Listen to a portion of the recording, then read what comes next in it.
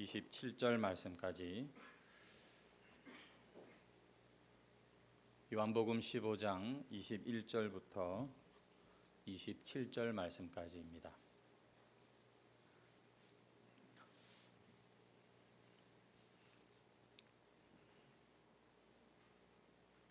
다 찾으신 줄 알고 우리 다 같이 합독해서 읽겠습니다. 요한복음 15장 21절에서 27절 말씀입니다. 시작. 그러나 사람들이 내 이름으로 말미암아 이 모든 일을 너희에게 하리니 이는 나를 보내신 이를 알지 못함이라.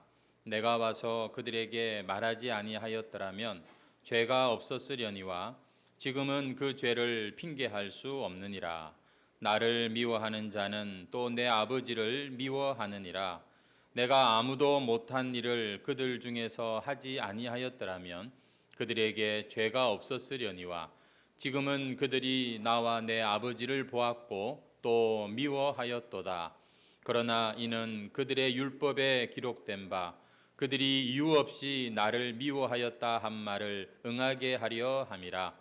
내가 아버지께로부터 너희에게 보낼 보혜사 곧 아버지께로부터 나오시는 진리의 성령이 오실 때에 그가 나를 증언하실 것이요 너희도 처음부터 나와 함께 있었으므로 증언하느니라. 아멘. 오늘 본문 말씀으로 하나님 주권신앙이라는 제목으로 함께 또 은혜를 나누기를 원합니다.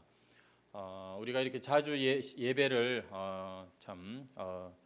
드리다 보면 나도 모르게 좀 형식적으로 이렇게 좀 습관적으로 드릴 수가 있게 되는데 일주일이 정말 금방 지나갑니다.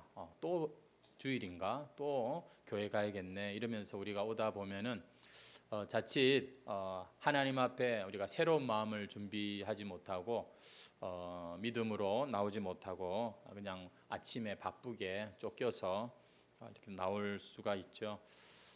그래서 오늘은 우리 좀 분위기도 좀 새롭게 할 겸 해서 우리 옆에 있는 분들 인사하실 때 손을 한번 좀 이렇게 꼭 잡아주시면서 처음 뵙겠습니다 이렇게 한번 인사를 한번 하시겠습니까? 아닌데 뭐 목사님 설교 시간 시작부터 무슨 거짓말을 저렇게 하시나 싶겠지만 우리가 좀 익숙하면 천박해진다는 그런 영국 속담도 있는데 우리가 늘 이렇게 가깝고 익숙하다 보면 좀 그 마음이 그럴 수 있거든요. 그래서 우리 좀 새롭게 새로운 마음으로 우리가 좀 예배하자는 그런 취지였습니다. 눈이 동그래지시는 분이 있어서 제가 또 깜짝 놀랐습니다. 한 번 더 옆에 분에게 인사하시죠. 손을 탁 잡아주시면서 말씀 많이 들었습니다. 이렇게 한번 인사하십시오.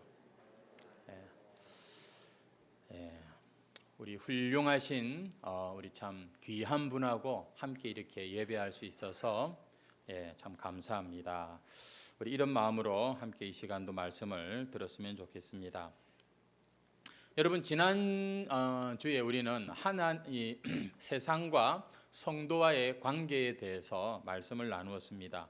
예수님께서는 지금 십자가를 앞두시고 마지막으로 이 제자들에게 지금 이런 중요한 설교들을 하고 계시는 중에 있는데 특별히 예수님은 이 제자들이 세상에서 당신 때문에 예수님 이름 때문에 미움을 받을 것에 대해서 말씀을 하셨죠. 앞에 18절에 보시면 세상이 너희를 미워하면 너희보다 먼저 나를 미워한 줄 알라 이렇게 말씀하십니다. 오늘 읽은 우리 본문 21절 말씀에도 그런 말씀이 있죠. 그러나 사람들이 내 이름으로 말미암아 이 모든 일을 너희에게 하리니 여기서 이 모든 일이 뭔가 하면은 사람들이 제자들을 미워해서 핍박하는 그런 모든 일들을 말합니다. 여기서 이 사람들은 누구냐? 우리가 잘 알다시피 유대인들이지만 사실은 이 세상 모든 사람들을 의미하는 것이고 특별히 지금 이 본문에서는 또 이 유대인들이 바로 그 사람들인 것이죠. 예수님이 지금 말씀하시는 게 뭡니까? 유대인들이 나 때문에 너희들을 미워할 것이다 라고 이렇게 말씀하고 있는 겁니다.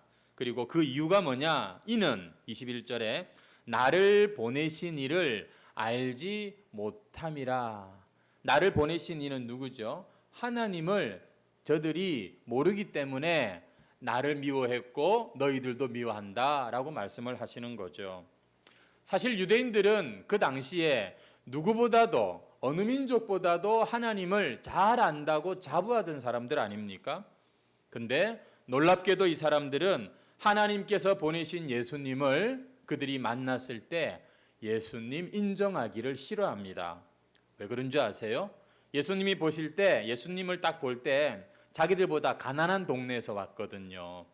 저 비천한 저런 갈릴리에서 선한 게 날 수 있느냐 이러면서 그들은 의아해했고, 첫째. 또 한 가지는 그 예수님이 능력도 행하고 예루살렘에서 제법 선지자처럼 행세는 하는데 이 예수님이 자기들을 인정하지 않는다는 것을 그들이 느꼈기 때문입니다. 아니, 예수님 입에서 먼저 대제사장과 바리새인과 서기관들 찾아와 가지고 아이고 대제사장님, 오늘에서야 내가 참 이렇게 뵙는군요. 역시 우리 대제사장님 훌륭하십니다. 좀 이렇게 인사를 하면 어디가 덧납니까? 아이고 우리 바리새인들께서는 진짜 참 존경스럽습니다. 우리 이 유다 이스라엘 공동체의 기둥 같은 분들이 당신들입니다. 좀 이렇게 칭찬해 주면 어디가 덧납니까? 서기관 여러분, 늘 성경을 그렇게 필사하신다고 참 수고가 많습니다. 이렇게 좀 격려해 주시면 어디가 덧납니까?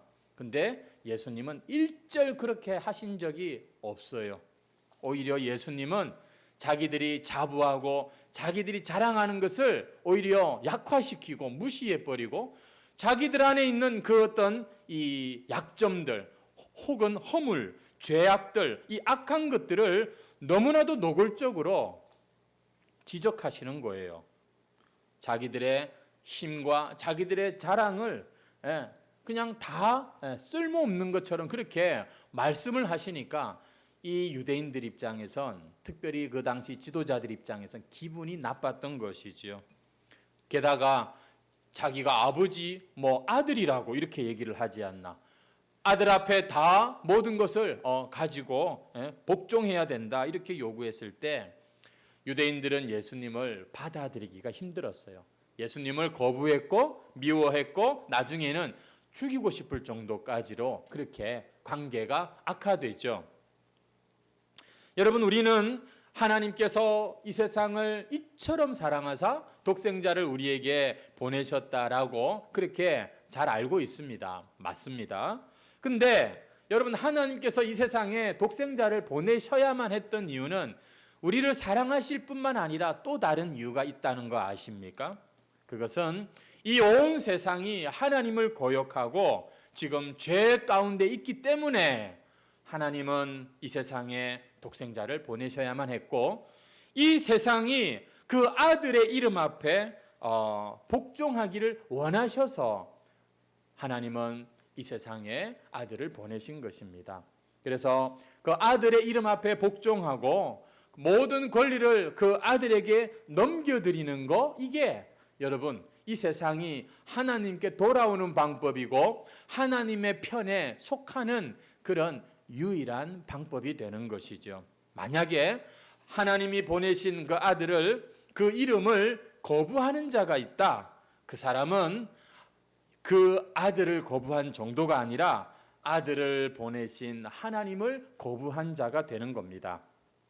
우리 한번 23절 말씀 보십시오.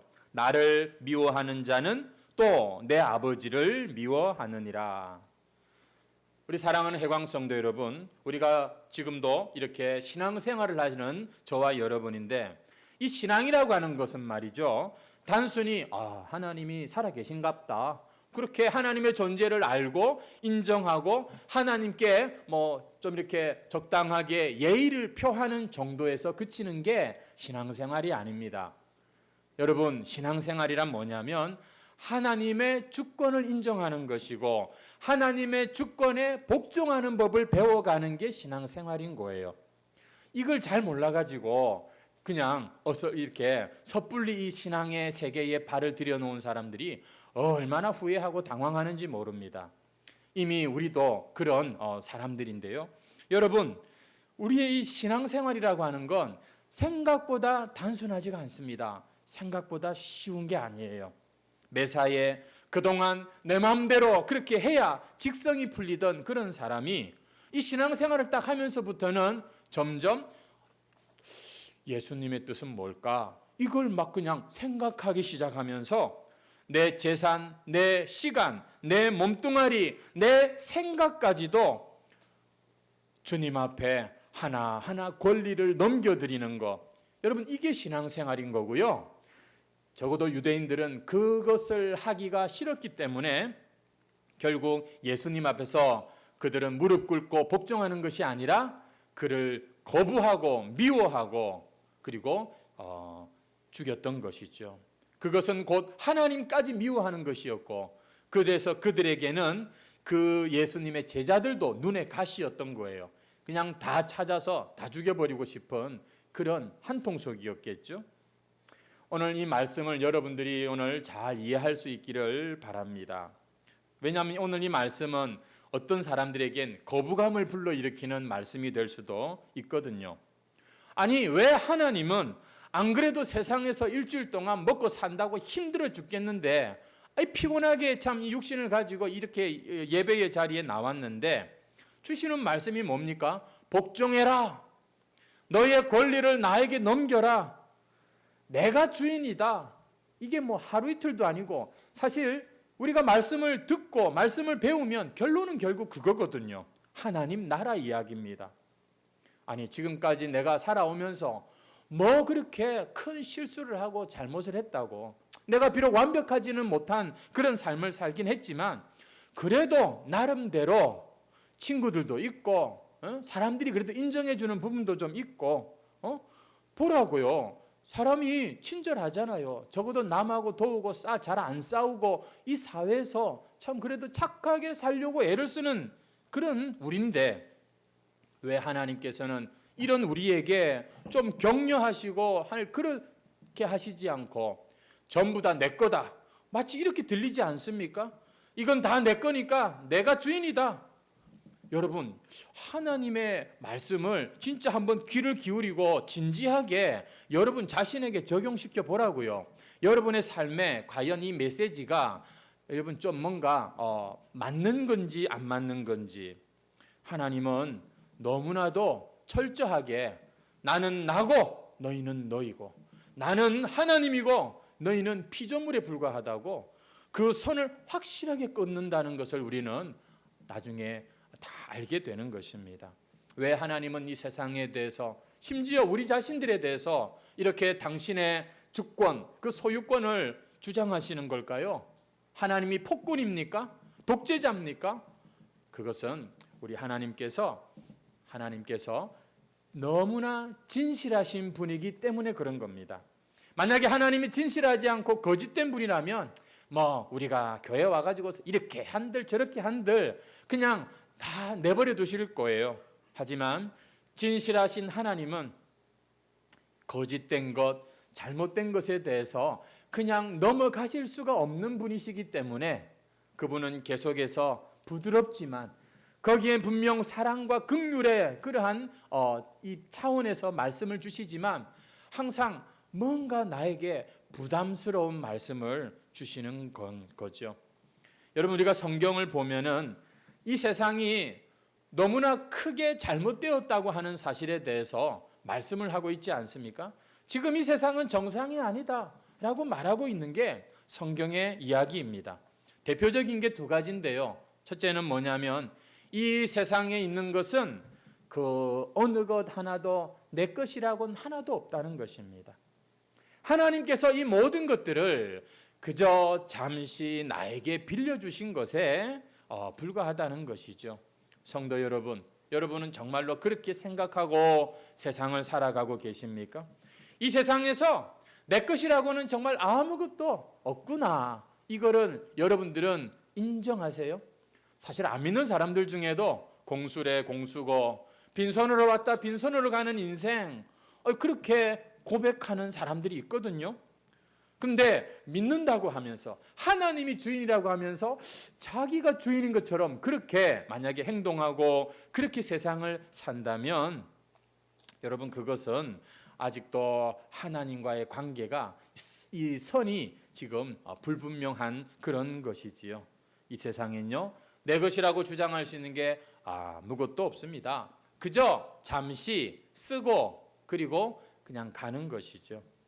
하지만 이 세상에 많은 사람들이 보면 다 자기 것이라고 착각을 하고 그거 더 가지려고 그거 지키려고 얼마나 욕심부리면서 선을 넘고 지나치게 살아가는 사람들이 많은지 몰라요. 그래서 하나님께서는 이렇게 지금도 우리에게 태양을 주시고 공기를 주시고 적당할 때 비를 내려주시고 또 물질도 주시고 집도 주시고 많은 걸 주셨음에도 불구하고 그 어느 한 사람, 오 주여 감사합니다, 오늘도 이 하나님께서 나에게 이것들을 주시는군요, 이렇게 감사하고 영광 돌리는 그런 하나님의 백성 찾아보기가 참 쉽지가 않다는 것이죠.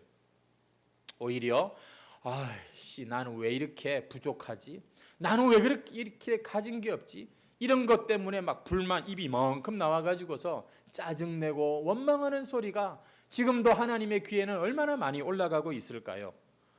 정직하시고 진실하신 하나님께서는 이러한 악한 세상의 모습을 그냥 그대로 두고 볼 수가 없는 분이십니다. 여러분, 이 세상이 잘못된 또 한 가지 중요한 게 뭐냐면, 하나님은 사람을 만드실 때 원래 처음부터 하나님을 전적으로 의존하는 존재로 만드셨다는 사실입니다.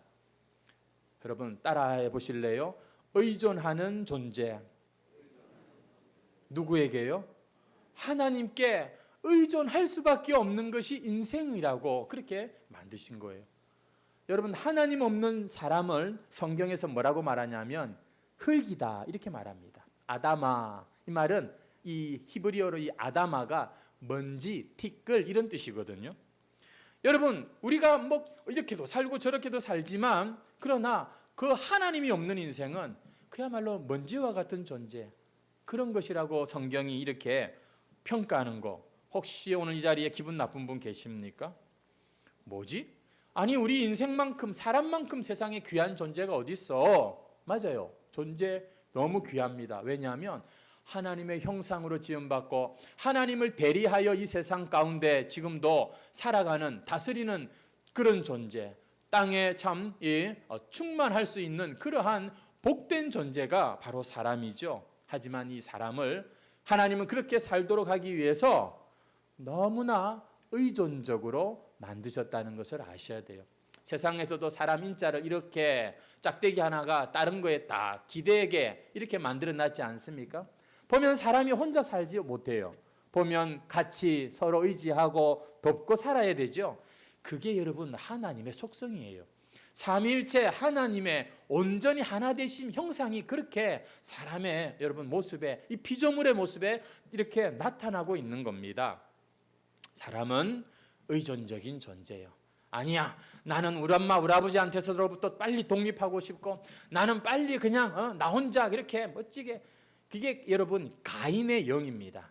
에덴을 떠나서 혼자 가가지고 성 쌓고 멋지게 지어놓고는 아들의 이름을 딱 붙여갖고 에녹성이라 하고 하나님 없이도 잘 먹고 잘 사는, 그게 여러분, 그게 바로 이 세상에 이 바로 타락한 인간의 모습이에요. 뭐 나쁜 짓을 많이 해서가 아니라 하나님 없이 살아가는 그 모습, 혼자서도 살 수 있어요. 그게 여러분 하나님 앞에 죄라고 하는 것이죠. 여기서 의존이라고 하는 것은 로봇처럼 그렇게 하나님께 조종당한다는 뜻이 아닙니다. 와, 하나님이 진짜 이렇게 거룩하신 분이구나, 죄를 싫어하시는 분이구나, 이런 걸 깨닫고, 야, 하나님 진짜 살아계시구나, 하나님이 진짜 능력 있으시구나, 이런 것들을 점점 깨달으면서 자발적으로 하나님을 더 신뢰하고 더 그분을 알아가길 원하는, 여러분 이게 바로 주님을 의존하는 것을 말하는 것이죠. 하나님께서는 이 관계를 너무나 원하셨고 이 관계를 회복시키기 위해서 먼저 우리에게 찾아오시지 않고 그 아들과 언약을 맺으십니다. 여러분, 성부와 성자가 삼위일체가 우리 인간들의 이 타락과 그리고 구원을 위해서 같이 의논하셨다는 것을 아십니까? 하나님께서는 그 아들과 언약을 맺으셨어요. 아들이 그 인간의 죄를 대신하여 죽기까지 순종한다면 하나님께서는 모든 인간이 다 순종한 것으로 받아주시고 그들의 죄를 기꺼이 그 아들의 피로 갚아 해결해 주신다, 용서해 주신다고 언약을 하신 거예요. 그리고는 그 아들에게 주신 그 사람들에게, 아들을 믿는 자라는 말이죠, 성령을 선물로 주셔서 예전에 아무리 해도 지킬 수 없고 순종할 수 없던 그러한 말씀에도 기꺼이 순종할 수 있는 하나님 뜻대로 사는 자가 되게 하시겠다. 이게 바로 하나님과 아들의 언약인 것이죠. 하지만 욕심을 가진 우리 인간들은 그 이름을 거부하고 그분께 복종하기를 원치 않습니다. 항상 보면 여러분, 사람 안의 이 죄성은 바로 그거예요. 거부하고 인정하지 않고 여전히 자기 방식과 자기 생각에, 자기 틀에 갇혀 있는 여러분, 이런 모습, 이게 사실은 하나님을 거부하고 살아가는 죄인들의 모습이고 이게 잘못된 세상의 모습인 것이죠. 오늘날 많은 교인들이 이 복음에 대해서 오해를 하고 있는 것 같습니다. 뭐냐면 이런 거예요.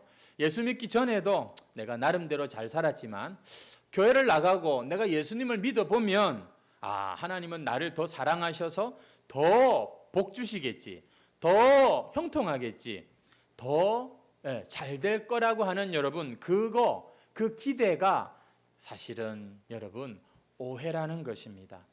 오히려 복음은 그런 생각, 기대와 정반대인 것을 우리가 성경에서 배우게 되는 것이죠. 왜냐하면 복음이라고 하는 것은요, 우리가 예수님 앞에서 나의 것을 다 포기하고 복종하는 것이 바로 이 복음 앞에 올바른 태도이기 때문입니다.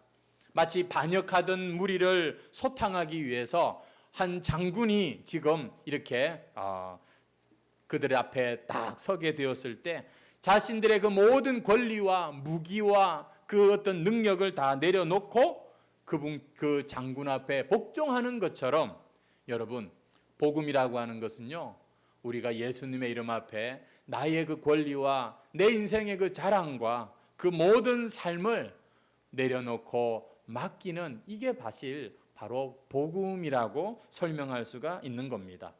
여러분들은 오늘 이 말씀이 어떻게 들리세요? 영 불편한 분 계시지 않습니까? 뭐지? 우리는 뭐 아무것도 아니고 하나님이 그냥 전부고 하나님이 그냥 최고고 하나님이 다야? 라는 생각이 혹시 드는 분이 계시지 않습니까? 여러분, 성경은 그렇게 말합니다. 그래, 하나님이 전부다. 하나님이 다다. 너희들은 하나님 없이는 살 수 없고 내가 있어야 진정으로 행복과 보람과 만족을 느낄 수 있다. 여러분, 이게 성경의 결론이라는 거 아세요? 이걸 모르고 교회를 나오고 신앙생활을 했다면 여러분 어떤 면에서 속은 것일 수도 있어요. 성도 여러분, 하나님께서는 우리를 이 세상에서 크게 쓰실 수도 있고 낮추어서 쓰실 수도 있는 분이에요. 여러분, 하나님은 우리를 부자로 살게 하실 수도 있고 가난하게 살게 하실 수도 있는 거예요. 하나님은 우리를 오랫동안 쓰실 수도 있지만 젊은 나이에 금방 데려가실 수도 있는 거예요. 하나님이 주인이세요. 하나님이 주권자세요. 하나님이 여러분 왕이십니다. 근데 이 죄인된 우리 인간의 마음엔 아니지, 내가 인간이 최고지, 이 휴머니즘. 여러분, 이것들이 어떤 면에서는 치명적인 그러한 독사가일 수가 있는 것이죠. 여러분, 한번 여러분의 신앙을 돌이켜 보세요. 나는 과연 진짜 하나님을 믿는 건지, 하나님 좀 빨리빨리 어디서, 내가 지금 바빠 죽겠는데 하나님조차도 내가 원하는 시간에 내가 원하는 대로 부리고 싶은 그러한 하나님을 내가 믿는 건 아닌지. 누가 주권을 가지고 있습니까? 여러분의 인생엔 누가 주도하고 있습니까? 여러분, 신앙이라고 하는 건 그분께 모든 것을 맡기는 것을 말합니다. 그러면 그분께서는 우리에게 약속하신 성령을 선물로 주셔서 이 타락한 마음, 나도 어쩔 수 없는 내 마음과 내 인생에 놀라운 변화를 일으켜 주시는 그 성령이 사실은 하나님 아버지거든요. 오늘 본문에 나옵니다마는 성령께서 아버지를 깨로부터 나오신다고 했는데, 이 말은 그 성령님이 바로 하나님과 동등한 분이라는 뜻이거든요. 하나님이 우리 가운데 오셔서 우리의 인생이 이렇게도 살고 저렇게도 살지만 놀랍게도 하나님과 함께하는 삶을 살게 한다는 것이죠. 나는 아직까지 몰랐는데요, 이런 분이 계실지 모르겠습니다. 신앙이라고 하는 것이 그렇게 참 무거운 것인지 몰랐다, 이런 분이 혹시 계시다면, 그러나 이제는 빼도 박도 못합니다. 왜냐하면 오늘 이 말씀을 여러분들은 들었기 때문입니다. 여러분 22절 말씀에 한번 보십시오. 내가 와서 그들에게 말하지 아니하였더라면 죄가 없었으려니와 지금은 그 죄를 핑계할 수 없느니라. 하나님의 주권에 대한 것을 들었다면 내가 하나님께 복종할 존재지, 내가 하나님을 내가 원하는 대로 그렇게 사용하는 그런 관계가 아니라는 것에 대해서 여러분이 들으셨다면 이제는 여러분 피할 수가 없는 거예요. 참 죄송합니다. 이제는 우리가 말씀을 들었기 때문에 오늘 본문에도 나오지만 핑계할 수 없는 거예요. 여러분, 복음을 듣지 못해서 하나님의 뜻에 순종하지 못하는 사람하고요, 복음을 듣고 알고도 자기 것 포기하기 싫어서 여전히 자기 욕심대로 사는 사람들의 죄가 같을까요? 다를까요? 여러분, 이 세상에 참 대부분 사람들이 복음을 듣지만 사실 또 복음을 제대로 들은 사람은 또 그렇게 아직도 많이 남아 있습니다. 여러분, 복음을 듣지 못한 채 자기 욕심대로 사는 사람들, 하나님 앞에서 죄인들 맞죠. 그러나 그들의 죄는 예수 믿는다고 하고 예수님의 말씀을 분명히 들어놓고도 믿지 않는 자들, 여전히 욕심대로 살고 여전히 순종하지 않는 사람들의 죄와 결코 같지 않습니다. 이 오늘 본문에 나오는 유대인들은요, 이미 하나님을 안다고 하는 자들이었어요. 이미 선지자들을 통해서 그들에게는 모세의 율법책이 있었습니다. 그래서 그들은 예수님 오셨을 때 벌써 알아봤어요. 예수님이 어느 동네에서 태어날 건지도 그들은 알았고요, 예수님의 그 기적과 모든 행하시는 게 바로 그들이 알고 있는 예언된 메시아의 행적이라는 것도 알았어요. 그런데 그들은 끝까지 예수님을 거부합니다. 왜냐하면 자기 안에 그 욕심을 내려놓고 싶지가 않았던 것이거든요. 여전히 그들은 이 세상에서 되고 싶고 지키고 싶고 잃어버리고 싶지 않은 것들이 많았기 때문입니다. 이 메시아라고 왔는데 나하고 안 맞네. 그래서 그들은 예수님을 거부하고 미워하고 죽여버린 것이고, 심지어 그 제자들까지도 꼴보기 싫어서 똑같이 핍박했던 것이죠. 여러분, 결국에 그 마음에 그 욕심 때문에 다 그런 사단이 난 것이에요. 이 죄가 얼마나 큰 죄일까요? 여러분, 그래서 하나님께서는 온 세상이 이 예수님을 거부한 이 유대인들의 죄에 대해서 심판하시는 것을 다 보게 하십니다. 우리가 대표적으로 잘 아는 것은 20세기에 들어와서 2차 세계대전 때 이 나치들로부터 유대인들이 엄청나게 참 그렇게 학살당하는 것을 역사적으로 알고 계시죠? 여러분, 교회사를 보면은요, 이 중세시대 때는 교회와 국가가 거의 한 통속 아니었습니까? 이러니까 교회가 힘이 있으니까 이 당시에도 중세시대에도 유대인들의 그 핍박은 어마어마했어요. 저 이슬람 또 보면은 이 사람들이 또 유대인들을 얼마나 또 핍박했는지 몰라요. 참 아주 무서울 정도로 이 유대인들이 그들의 죄를 자기 자손 후손들에게 돌리소서 그렇게 뭣도 모르고 얘기했지만, 참 인류 역사를 보면은 이 유대인들이 참 겪은 그 심판이 참 무섭습니다. 성도 여러분, 오늘 우리가 이 복음의 말씀을 듣고 난 뒤에 그 말씀을 여전히 한쪽 귀로 듣고 흘려버리면서 우리가 내 욕심대로 살아가는 이건 참 너무나 어떻게 보면 이게 큰 죄라는 것을 우리는 꼭 오늘 생각하셔야 돼요. 정말로 여러분들이 복음을 알고 복음을 믿는 사람들이라면 반드시 그 사람은 하나님의 주권을 인정하게 돼 있는 겁니다.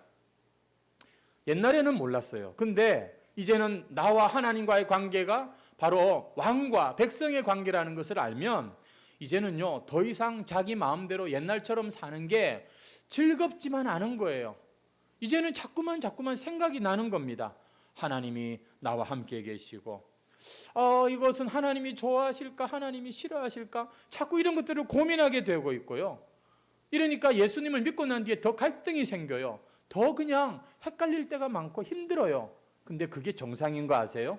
왜냐하면 내 안에 그분이 오셨기 때문입니다. 옛날에는 나 혼자 그냥 내 마음대로였다면 이제는 그분을 의식하는 거예요. 이거는 하나님이 이거는 허락하시지 않을. 여러분, 믿음이라고 하는 것은 여러분 목사 눈도장 찍는 게 아닙니다. 믿음이라고 하는 것은 사람들한테 인정받는 그 정도가 아니에요. 내 안에 오신 하나님의 그 감동과 그것을 맛보고 살아가는 게 믿음인데, 조금만 여러분 우리가 행동 하나가 아니라 생각만 다른 허튼 생각 가져도 내 마음에 이런 불편한 게 들어온다니까요. 왜? 하나님이 계시는 성전이기 때문에 그런 것이죠. 그래서요 희한해요.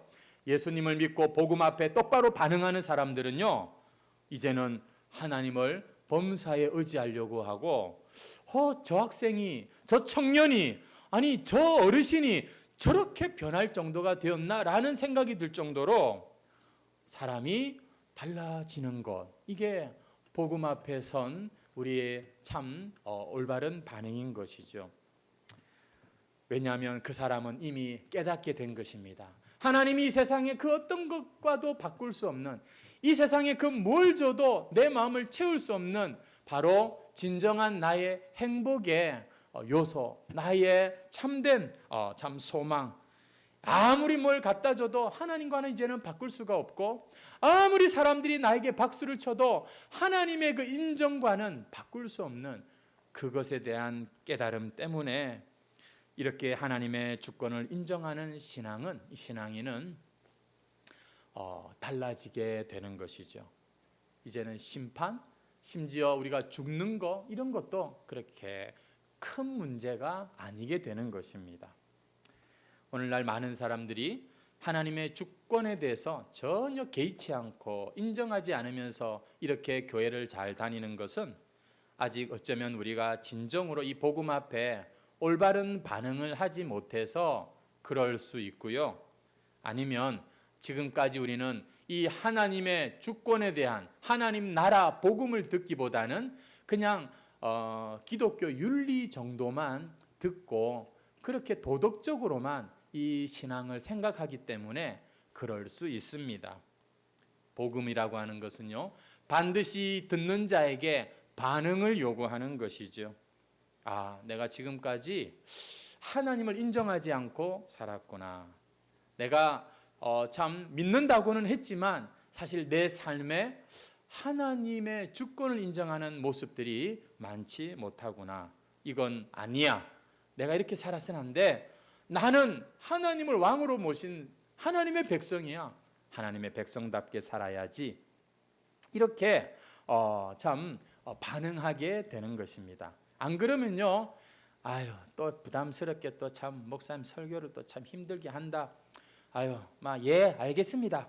이러면서 그냥 지나가 버리든지, 아니면 난 이 도대체 이 복음이라고 하는 것 조금 깊이 들어가 보니까 이거는 나하고는 안 맞아. 안 되겠다 하고 그냥 떠날 수밖에 없는 것이죠. 하지만 오늘날 교회 안에는 그런 사람들도 와서 그냥 좀 편안하게 계실 수 있도록 이 어떤 복음의 회색지대라고 할까요? 그런 이 중립지대를 많이 또 만들어 놓기도 했습니다. 하지만 하나님은 정직하신 분이십니다. 하나님은 타협하시지 않습니다. 죄를 그냥 넘어가실 수 없는 분이세요. 그렇게 사는 건 아니라고 끝까지 우리에게 말씀하시는 그런 분이십니다. 그냥 그래 하면서 결코 넘어가시지 않는다는 것이죠.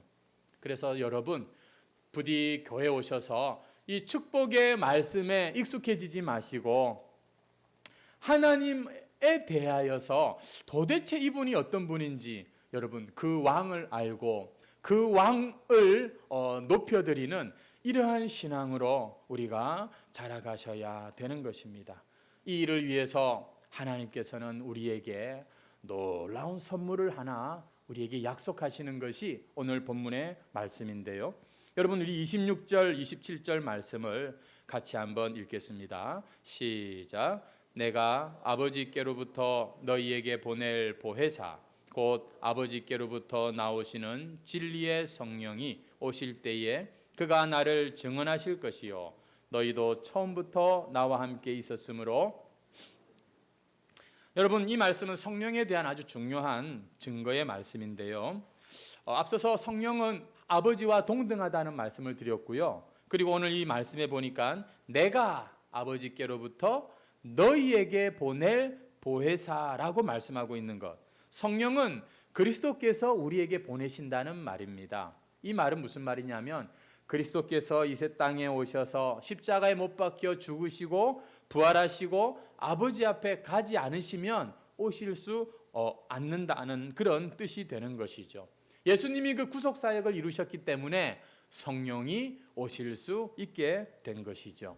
사랑하는 성도 여러분, 사실 예수님이 십자가에서 죽으시고 그리고 부활하시고 승천하신 그 모든 이유는 성령이 너희들에게 임하기를 바라는 것, 그것이었습니다. 그게 예수님의 꿈이었어요. 비전이었어요. 그걸 보시면서 그 기꺼이 골고다의 그 십자가 앞까지 가셨던 거지요. 성도 여러분, 오늘 저와 여러분과 이 세상 모든 사람들의 소망은 다른 게 아니라 성령이 오시는 것입니다.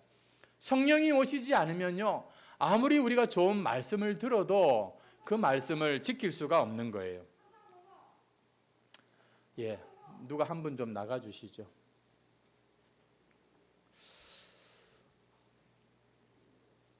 여러분, 성령이 오시지 않으면 우리가 아무리 좋은 아파트에 살고 가나안 땅, 에덴 동산 같은 그런 곳에 산다고 할지라도 우리 인간의 이 교만한 마음, 이 악한 마음을 고칠 수가 없는 것이에요.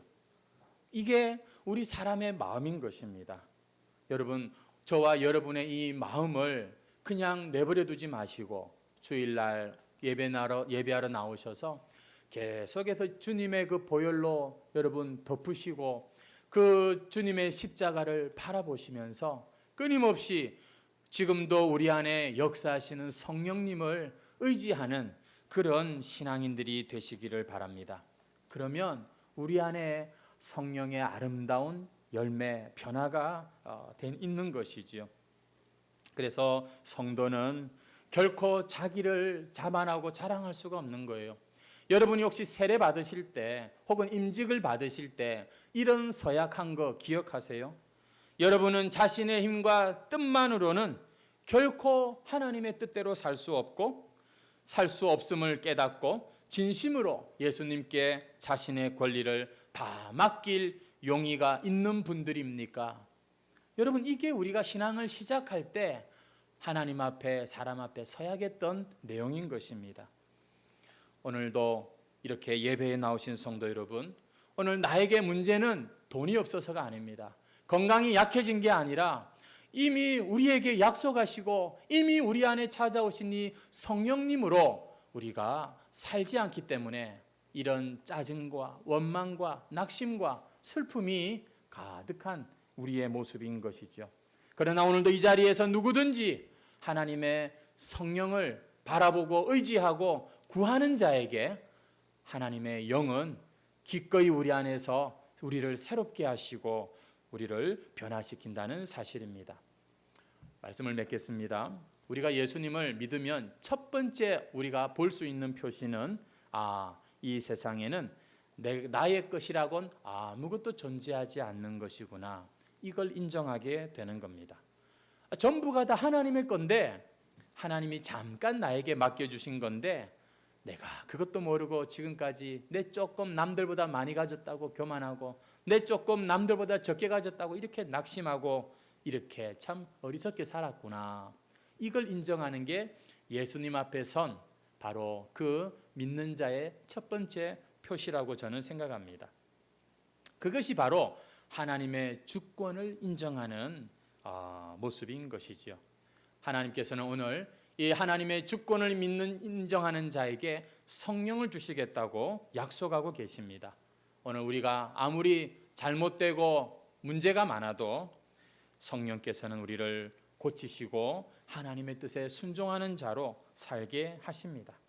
하지만 오늘 이 하나님의 요청을 듣고서도 내 욕심대로 여전히 그 갈 길을 가신다면 유대인들이 겪었던 것처럼 참 우리의 인생에는 참 어려움이 찾아오게 될 것이죠. 결국 성경의 이야기는 하나님께서 이 온 세상을 다시 원래 당신의 것으로 만드시겠다, 회복시키시겠다, 이 이야기인 것입니다. 우리 해광 성도들 하나님의 주권을 인정하는 신앙인들이 되시기를 주의 이름으로 축원합니다. 다 같이 찬송가 313장 드리겠습니다.